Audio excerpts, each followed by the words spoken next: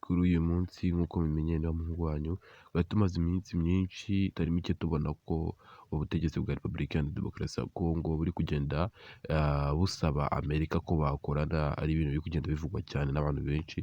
Gusa kuri uyu munsi hari indi nkuru y'agatangaza y'uko ubutegetsi bwa Repubulika Iharanira Demokarasi ya Kongo bwahagaritse ubufatanye n'ababuhuzaga n'ubwa Leta Zunze Ubumwe za Amerika mu biganiro byerekeye ubucukuzi n'itunganywa ry'amabuye y'agaciro. Kandi twebwe mu gihe twari tuzi ko Repubulika Iharanira Demokarasi ya Kongo iri guha ibihugu amabuye y'agaciro, ariko Perezida Felix Tshisekedi wa DRC arabyivugiye.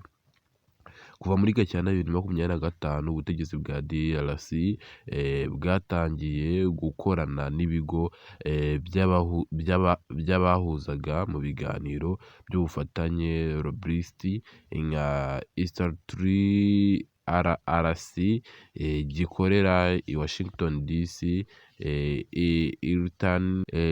Elton Tunes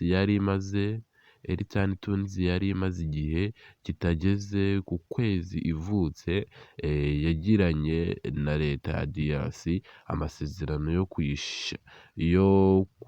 yo kuyifasha mu gihe cy'amezi 6 yishyurwa miliyoni 5 z'amadolari y'Amerika.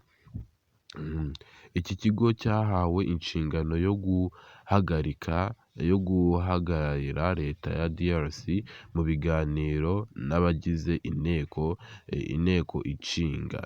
nshinga y'amategeko y'Amerika, mu nzego nshingwa bikorwa no mu bindi bigo by'iki gihugu, kuyifasha mu matangazo yihariye no mu bushakashatsi n'ubusesenguzi burebana n'umutekano. Ibi bigo byari bigamije gusaba Amerika gutanga ubufasha mu kurinda umutekano wa DRC wahungabanyijwe n'imitwe yitwaje intwaro no kubaka igisirikare cyabo. Nayo yisezeranya gucukura no gutunganya amabuye y'agaciro itunze.